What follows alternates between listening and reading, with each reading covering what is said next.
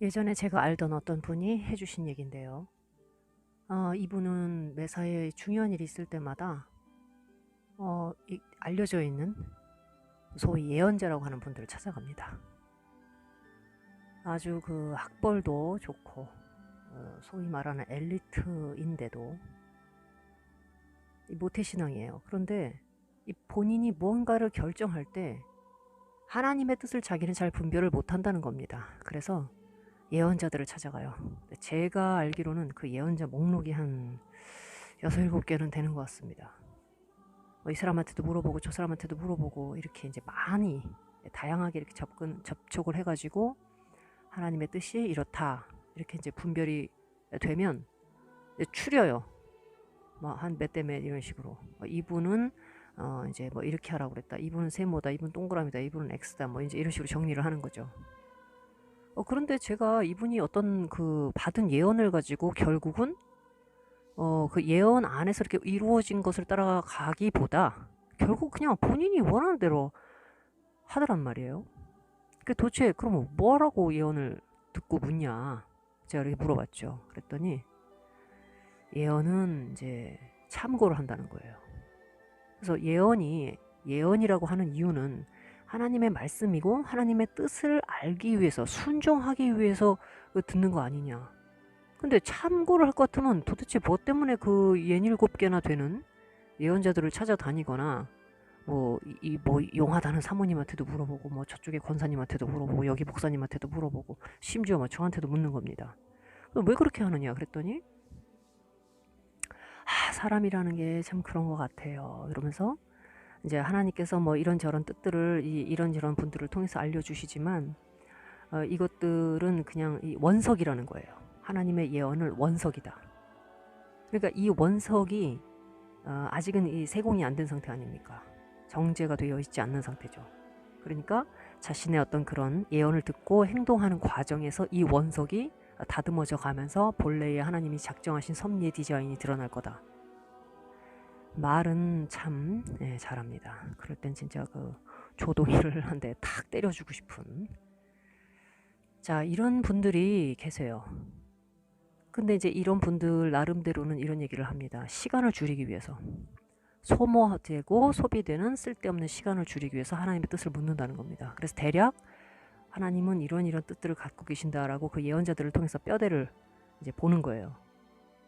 그래서 뭐 여기서 그렇게 크게 뭐 내가 어긋나거나 뭐 하는 게 아니구나, 또는 뭐 내가 작정한 것에 대해서 하나님이 딱히 이렇게 예언자를 통해서 보여주신 바로는 크게 이탈하지 않는구나, 그러면 이제 행동하는 겁니다. 또 이런 예가 있어요. 결혼을 해야 되는데 사진 2장을 딱 들고 갔다는 겁니다. 그래서 2장을 이렇게 내려놓고 하나님께서 어떤 사람을 나한테 예비하셨을까요? 이렇게 이제 물어봤다는 거죠. 그 예언을 받으시는 분이 거의 뭐 단골이에요. 단골 이제 찾아가는 분인데 그 분께서 뭐 기도를 이렇게 중얼중얼 하시더니 이제 뭐 오른쪽에 있는 사진을 딱 잡았다. 근데 이제 이 사진은 사실 이 사진을 들고 간 바로 이분이 더 마음에 두고 있는 상대입니다. 이 사진을 딱 집별하는 거예요. 이쪽이다. 하나님이 사랑하는 딸이다. 그래서 이제 그분의 이제 그 또 다른 동역자한테 가서 똑같이 사진을 내놓고 또 하나님께 물었더니 똑같이 오른쪽을 집별하는 거예요. 그래서 이제 그 얘기를 굉장히 이제 자랑스럽게 이제 저한테 해 주었습니다. 그러나 문제는 이 여자분과 계속 교제를 하다가 이 여자분이 다른 남자분하고 그냥 결혼을 해버렸어요. 그래가지고 굉장한 충격에 빠졌죠, 이분이. 결국 뭐 다른 분하고 결혼했습니다. 그래서 제가 그 예언을 이제 물으면서, 그러면 그 하나님께서 이쪽을 사랑하는 짝이라고 그러고 예비하신 사람이다 이렇게 얘기를 했는데 왜 그 예언이 이루어지지 않았느냐, 그리고 예언이 이루어지지 않았다면 왜 당신이 계속해서 그때 그 예언자한테 여전히 물으러 가느냐. 마찬가지로 이분이 이렇게 얘기합니다. 예언은 원석이다. 그래서 하나님이 비록 나한테 사랑하는 짝으로 주셨다고 해도 그 여자가 그걸 받아들이지 않고 뭐 뿌리쳐버리면 어쩔 수 없는 거다. 뭐 이렇게 얘기를 하는 거예요. 제가 이제 이분의 이런 하나님의 말씀이랍시고 듣는 그 예언에 대한 태도, 이 태도가 참 심각하구나. 사실 제가 그분하고 이제 상당히 아주 그냥 논전을 벌인 적이 있습니다. 우선 나는 그 예언자가 잘못된 사람이라고 생각한다. 그랬더니 이제 이분이 좀 욱하는 반응을 보였어요. 왜 그렇게 생각하냐? 진짜 예언자라면 사진 2장을 들고 와서 어느 쪽이 하나님이 준비하신 내 짝입니까? 라고 물었을 때 나 같으면 사진을 들어다가 얼굴에다 집어 던졌을 거다. 지금 네가 나를 점장이 취급하냐? 이렇게 나왔을 것 같다. 네가 사랑하는 사람이 누구냐?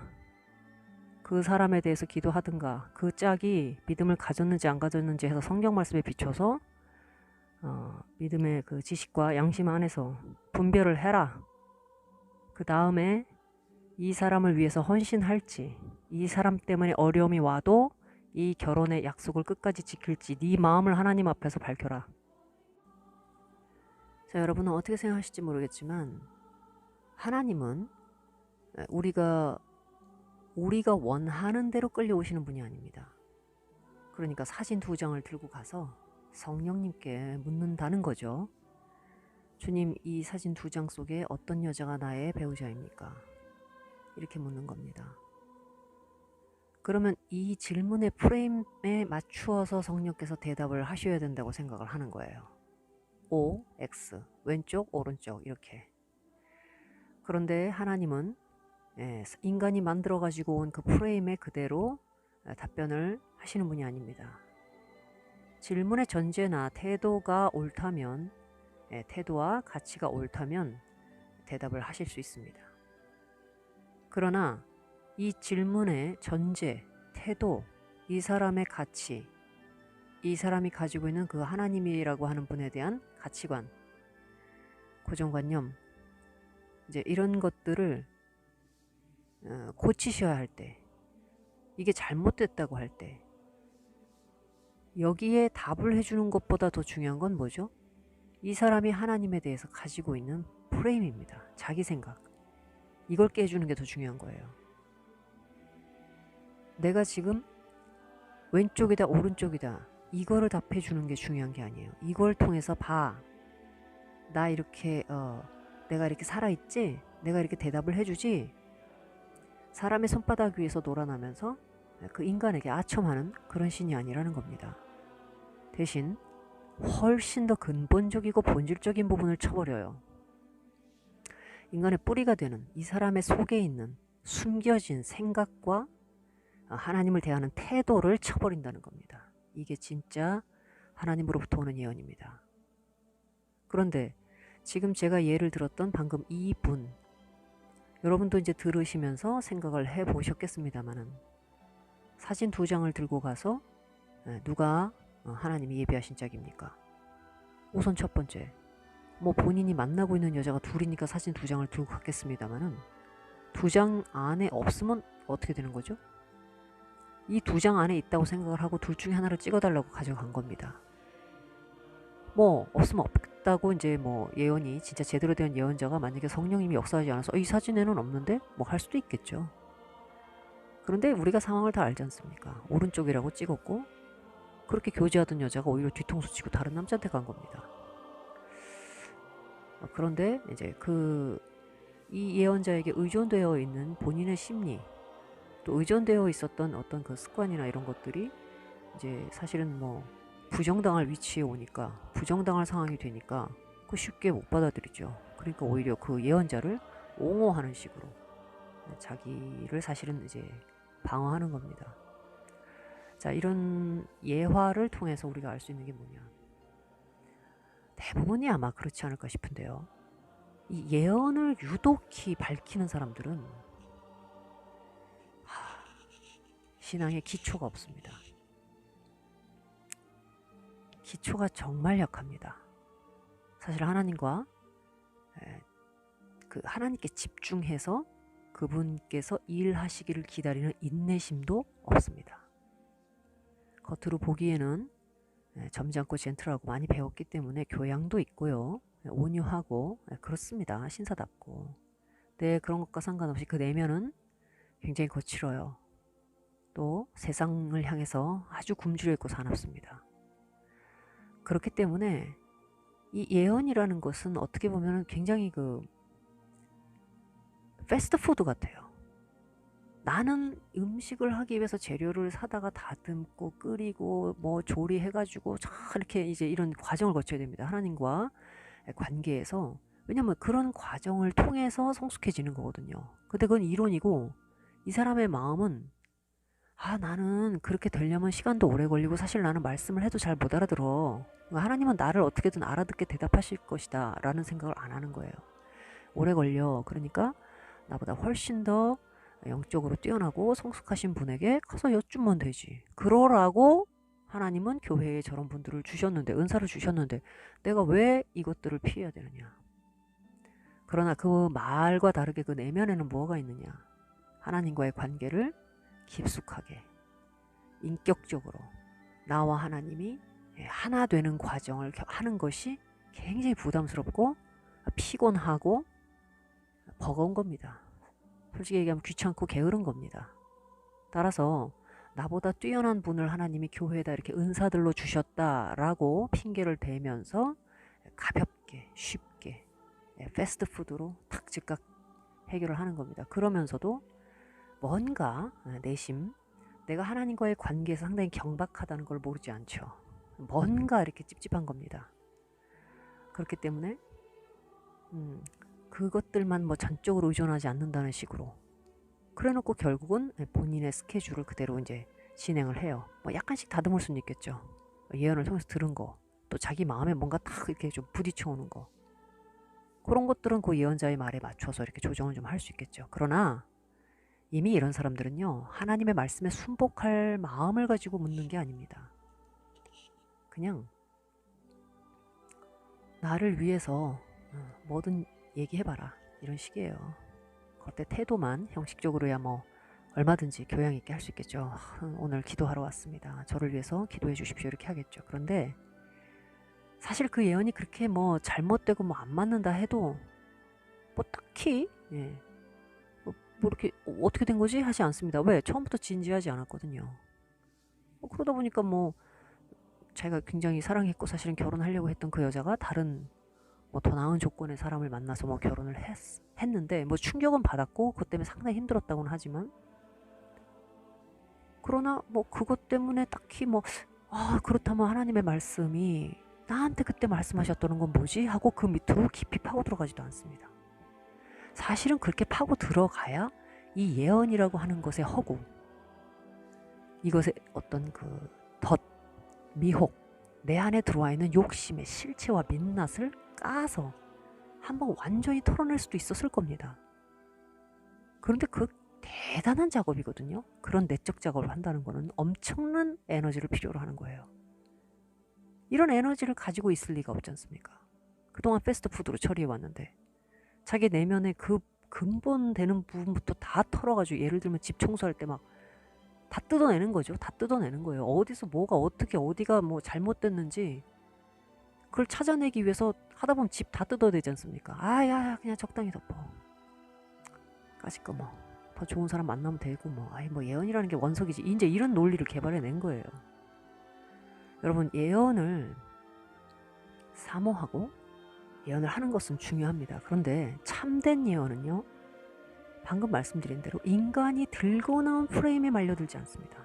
진짜 예언은 사람의 골수와 관절을 찔러 쪼갭니다. 즉 밑둥치와 뿌리, 즉 근본, 본질이 되는 부분들을 칩니다. 안 그럴 때도 있죠.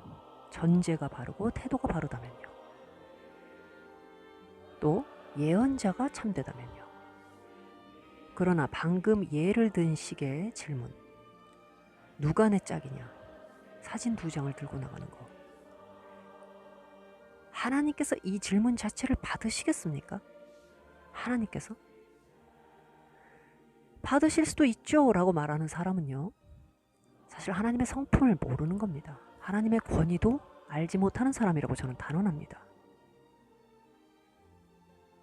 사람을 겪어보면 이 사람이 이런 상황에서 이렇게 행동할 거야 라고 우리는 대충 압니다. 마찬가지로 하나님을 겪어본 사람은 또 하나님 앞에 권위에 당해본 사람, 하나님을 두려운 분으로 배운 사람, 적어도 그분의 권위가 무엇이고 그분이 어떤 성품을 가지셨고 하는 것들을 성경을 통해서 뭔가 이렇게 내 체내로 흡수된 것 같이 겪어본 사람처럼 알고 또 스스로 연단되어 보고, 그래서 하나님의 성품을 겪어서 아는 사람이라면 사진 2장을 들고 가서 누가 내 짝이에요? 라고 물었을 때 오른쪽, 이것이 성령은 아니다 라고 아는 겁니다. 예, 아는 거예요.